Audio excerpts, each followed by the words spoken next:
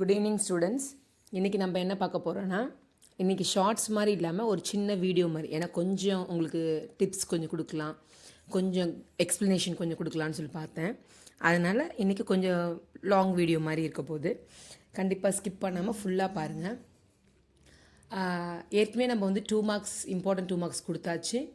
நேற்று வந்துட்டு online objectives எழுதுங்கன்ற கைடன்ஸும் கொடுத்தாச்சு. இன்றைக்கி நம்ம என்ன பார்க்க போகிறோம்னா, important 5 mark questions. Important 5 mark questions தான் இப்போ உங்களுக்கு ஸ்க்ரீனில் தெரியுது.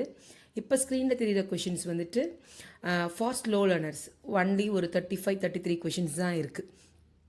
இந்த 33 கொஷின்ஸை நீங்கள் படிச்சுட்டாவே ரொம்ப யூஸ்ஃபுல்லாக இருக்கும். ஏன்னா 2 மார்க்ஸில் நான் அன்றைக்கி சொன்ன மாதிரி 10 மார்க்ஸ் கிடைக்கும் நம்ம ஒரு கான்ஃபிடென்ட்டாக இருந்தாலும், அப்ஜெக்டிவ்ஸில் 20க்கு ஒரு 15 கிடைக்கும் நம்ம நினச்சிருந்தாலும், 15 + 10 25 மார்க்ஸ். இது வந்து நம்மளோட அசம்ஷன் தான். அப்போ 25ல் ப்ளஸ்ஸாகவும் ஆகலாம், மைனஸாகவும் ஆகலாம். ஸோ நம்ம கையில் ஒரு 20 மார்க்ஸ் இப்போ இருக்குன்னு நீங்கள் நினச்சிட்டிங்கன்னா, இப்போ இதுக்கு மேலே கொஞ்சம் மார்க்ஸ் நம்ம ஆட் பண்ணோம்ல, அதுக்காக தான் இந்த video 5 marks important 5 mark questions. So ஸ்க்ரீனில் தெரிகிற அந்த இம்பார்ட்டன்ட் 5 மார்க்ஸ் கொஷின்ஸை நீங்கள் வந்துட்டு பாருங்களேன். எல்லா கொஷின்ஸுமே ஈஸியாக தான் இருக்க மாதிரி இருக்கும். நிறைய டிஃப்ரென்சஸ் இருக்குது. சில கொஷின்ஸ் வந்து பாயிண்ட் அவுட் மாதிரி இருக்குது. அப்படி இருக்க கொஷின்ஸ் நீங்கள் ஈஸியாக படிக்கலாம். டிஃப்ரென்சஸ் கொஷின்ஸ் சொல்லிட்டு வரும்போது, ஃபார் எக்ஸாம்பிள் இப்போ new issue market, secondary market difference பார்த்தீங்கன்னா எல்லாமே ஈஸியாக இருக்குது பாருங்கள். Buying, direct, indirect, gained person, company investors, intermediary, underwriters, brokers, price, fixed price fluctuating, அந்த கீவேர்ட்ஸ் மட்டும் எழுதினாவே போதும். கண்டிப்பாக 5 மார்க்ஸ் ஃபுல்லாக அவார்ட் பண்ணுவாங்க. ஏன்னா கீவேர்ட்ஸ்க்கு தான் மார்க்ஸ் உண்டு. ஓகேங்களா? இன்னொரு கொஷின், சப்போஸ் இன்கேஸ் அது கொஞ்சம் பெரிய கொஷினாக இருக்குது மேம், அதை நம்ம எப்படி ஷார்ட் பண்ணலாம் அப்படின்னு நீங்கள் பார்த்தீங்கன்னா வந்துட்டு ரெக்ரூட்மெண்ட் அண்ட் செலெக்ஷன் டிஃப்ரென்ஸ். இப்போ மீனிங்லாம் உங்களுக்கு பெருசாக இருக்குது, அதெல்லாம் விட்டுடுங்க. மீனிங் பெருசாக இருக்குதான் விட்டுருங்க. அப்ரோச்சுக்கு அவன் என்ன கொடுத்துருக்கான், அப்ரோச் அண்டர் ரெக்ரூட்மெண்ட் இஸ் +1 அப்படி கொடுத்துருக்கான். அவ்வளோ லென்த்தியாக எழுதணுன்ற அவசியம் கிடையாது. கீவேர்டு என்ன, +1. அப்ரோச், ரெக்ரூட்மெண்ட் +1, செலெக்ஷன் வந்து -1.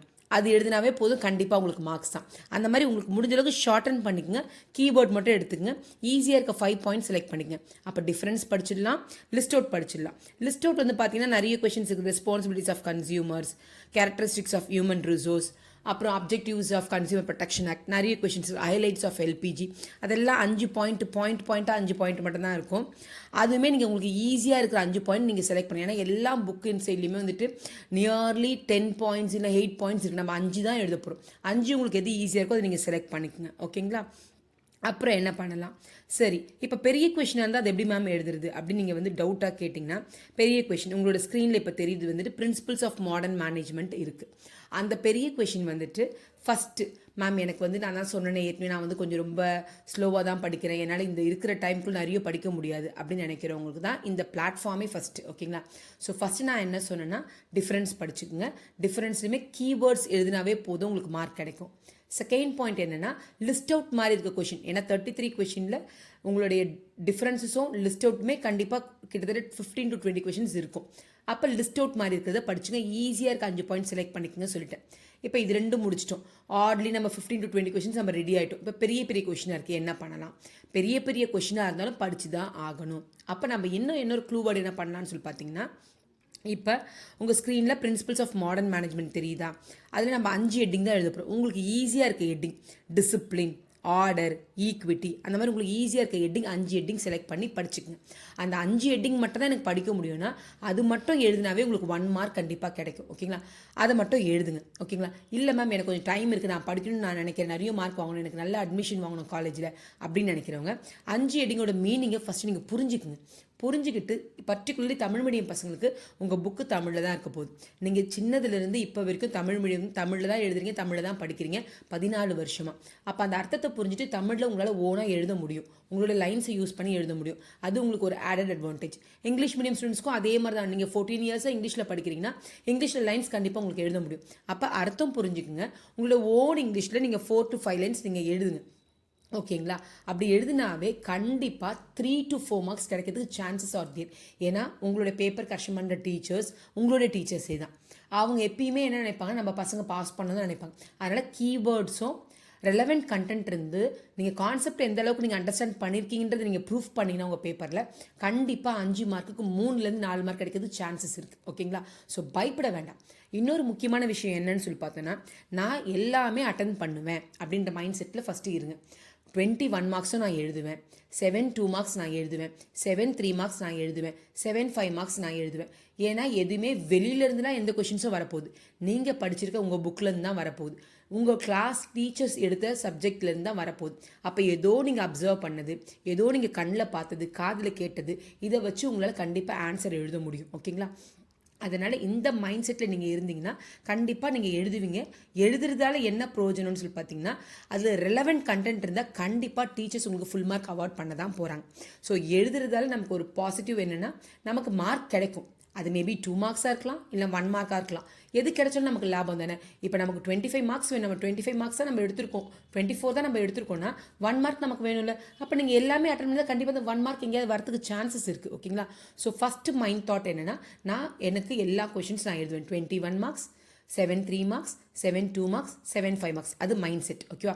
ஆல்ரெடி நம்ம 2 மார்க்ஸ்க்கு இம்பார்ட்டன்ட் கொஷின் பார்த்துட்டோம். சரி, கண்டிப்பாக நம்மளால் 5 கொஷின் எழுத முடியும். மீதி 2 கொஷின் நம்ம வந்து கண்ணில் பார்த்ததோ இல்லை காதில் கேட்டதோ வச்சு நம்ம எழுத போகிறோம். நம்ம கிளாஸில் நடந்தது நான் சொல்கிறேன். ஓகேங்களா? வேறு கண்ணில் பார்த்தது காதில் கேட்டதுலாம் கிடையாது, கிளாஸில் நடந்தது. ஓகேங்களா? இப்போ 5 மார்க்ஸ்க்கும் நான் உங்களுக்கு ஒரு ஆர்டர் கொடுத்துட்டேன். ஃபஸ்ட்டு டிஃப்ரென்ஸ் படிச்சுக்கோங்க, அதுவும் கீவேர்ட் மட்டும் படித்தாவே போதும். லிஸ்ட் அவுட் ஈஸியாக இருக்குது, லிஸ்ட் அவுட் 5 எடுத்து படிச்சுக்கோங்க. டீட்டெயில்டு கொஷினாக இருந்ததுன்னா 5 ஹெட்டிங்ஸ் ஃபஸ்ட்டு படிச்சுங்க. 5 ஹெட்டிங்ஸ் எழுதாமல் உங்களுக்கு 1 மார்க் கிடைக்கும்னு சொல்லிட்டேன். இல்லை நான் அதை தாண்டி இன்னும் கொஞ்சம் நல்லா எழுதுவேன்னா ஓன் இங்கிலீஷில் ஓன் தமிழில் உங்களோட அண்டர்ஸ்டாண்டிங் கெப்பாசிட்டியை ப்ரூஃப் பண்ணுற மாதிரி எழுதி முடிங்க. கண்டிப்பாக நல்ல மார்க் கிடைக்கும். ஓகேங்களா? இதுதான் நம்மளோட இன்னையோட இதில் இன்னொன்று என்ன பண்ணியிருக்கேன்னு சொல்லி பார்த்தீங்கன்னா, மேம் எப்பயுமே நீங்கள் என்ன வெறும் ஸ்லோ லேர்னர்ஸ்க்கு மட்டும் தான் கொடுப்பீங்களா அப்படின்னு கேட்குறவங்களுக்காக தான் இந்த ஸ்க்ரீன். இப்போ உங்களுக்கு ஸ்க்ரீனில் தெரியுது வந்துட்டு ஃபார் அபவ் 80 ஸ்கோரர்ஸ். ஓகேங்களா? நியர்லி 55 கொஷின்ஸ் இருக்குது. அதே பேட்டர்ன் ஃபாலோ பண்ணுங்கள். ஃபஸ்ட்டு டிஃப்ரென்ஸ் எல்லாம் படித்து முடிச்சிருங்க. அடுத்தது வந்து நீங்கள் வந்துட்டு பாயிண்ட் அவுட் லிஸ்ட் அவுட் கொஷின்ஸ்லாம் படித்து முடிச்சுருங்க. டீட்டெயில்டு படிக்கும் போது டீட்டெயில்டாக உங்களுக்கு படித்து முடியும் அப்படின்னு நினச்சிங்கன்னா ஃபுல்லாக படிங்க. இல்லை மேம் எனக்கு அவ்வளோ டைம் இல்லை, ஃபஸ்ட்டு எனக்கு அவ்வளோ கெப்பாசிட்டி இல்லைன்னு நினச்சிங்கன்னா அட்லீஸ்ட் அர்த்தத்தை தெரிஞ்சு வச்சுக்கோங்க. உங்களை ஓன் லைன்ஸில் எழுதுங்க, கண்டிப்பாக மார்க் கிடைக்கும். ஓகேங்களா? எப்பயுமே நம்ம நடுவில் ஒரு கோட் சொல்லுவோம். இன்றைக்கி என்ன கோட்ஸ்னால், ஹார்ட் ஒர்க் நெவர் ஃபெயில்ஸ். இது வந்துட்டு நான் பர்சனலாக என்னுடைய இயர்ஸ் ஆஃப் கெரியரில் நான் அனுபவிச்சது. நம்ம பண்ணுற ஹார்ட் ஒர்க்கு என்றைக்குமே நமக்கு ஃபெயில் ஆகவே ஆகாது. கண்டிப்பாக it brings something to you. ஏதாவது கண்டிப்பாக உங்களுக்கு கொடுக்கும். அதனால் இருக்கிற இந்த டேஸ், இப்போ நமக்கு 25 டேஸ் தான் இருக்க போகுதுன்னா 25 டேஸை ஃபுல்லாக யூட்டிலைஸ் பண்ணுங்கள். ஏன்னா டைம் இஸ் ப்ரீஷியஸ். நம்ம டைமை மிஸ் பண்ணிட்டோன்னா 25 டேஸ் முடிஞ்சு நமக்கு இன்னும் நாள் கிடைக்குமான்னு கேட்டால் கண்டிப்பாக கிடைக்காது. அதனால் கண்டிப்பாக இந்த 25 டேஸை கொஞ்சம் நல்லா யூஸ் பண்ணிக்கோங்க. கொஞ்சம் உட்காந்து படிங்க. டெய்லி ஒவ்வொரு சப்ஜெக்ட்டுக்கும் அட்லீஸ்ட் 1 to 2 hours ஸ்பெண்ட் பண்ணுங்கள். படித்து முடிச்சிட்டவங்க நினைக்கிறவங்க எழுதி பாருங்கள். கொஷின் பேப்பர்ஸ் நிறைய பாருங்கள். எல்லா கொஷின்ஸ் அட்லீஸ்ட் நம்ம கொஷின் பேப்பர்ஸ் எழுத முடியலனா அட்லீஸ்ட் எனக்கு எல்லா கொஷினும் தெரியுதான்னு நீங்கள் தெரிஞ்சுக்குங்க. ஓகேங்களா? So keep in mind, hard work never fails. It brings definitely success to you. Thank you.